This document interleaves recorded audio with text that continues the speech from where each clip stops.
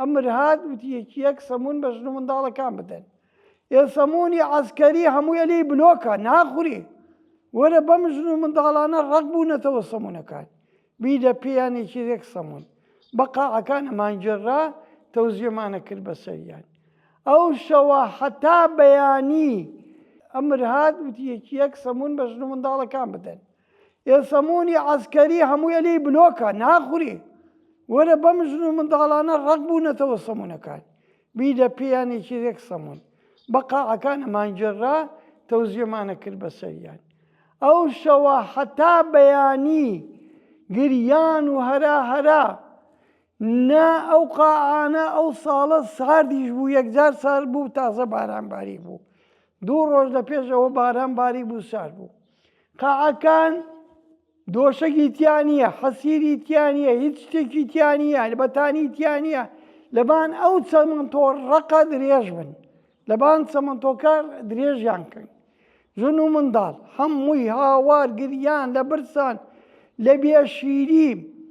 ڕۆژی دوایی عینەن گەیشتە دەوری دوای سەعاتدا، دیسان وەجبەیەکی تر کۆستەر هات، دیسان ژن و منداڵی داگرتە خوارەوە. لێرانە چارەگە سەعاتێ دانرا بوو بۆ ئەوەی بچن دەست بگەێنن بە ئاو.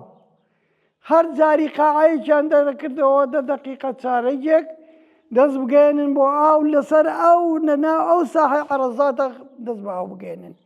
لەوێ قوتی و موتی ئاوتەماتە فرێدرا بوو، ئەیان کردە هەڵیان نەگرت و ئەیان هێنا بۆ ناو قاعەکان لەگە خۆیانە.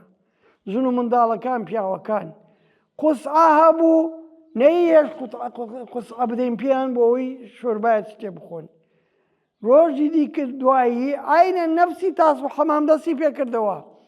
عینەن هات دیسان ژن و منداڵ هات بە کۆستەری ڕەقەم تەمیم، دیسان داگیرانە خوارەوە. لەوێنانە دوانی دیکە جیران، لەوێنانە کابرایەک هاواری کرد چوو بۆ لای زابوتەکە وتی خاتر ئەڵڵا عارەبێکی شەق و شڕی ئەزانی، منیش 50 مەتر لیان دوور بووین، ئێمە هاوەستاوین لە پێش بەهۆکەیە، ساحەی عەرەزا لە پێش بەهۆکەیە. وتی خاتر ئەڵڵا خاتر سەید ڕەئیس هایبنی. ئەویش وتی کامەیە؟ وتی ئەوەیە. وتی وەرە. بانگی کرد، وتی کامەیانە دەستی؟ وتی ئەوەیە. دەستی کردە بانشانی. گوتی ئەمە کوڕتووە؟ وتی بەڵێ کوڕ منە. وتی های مخەڕب مال جەلالە تاڵەبانی، ئەمە مخەڕبی جەلال تاڵەبانیە. بەچی؟ کەتافە لە بانشانیان بوو، هەردووکیان کەتافە بە شانیانەوە بوو.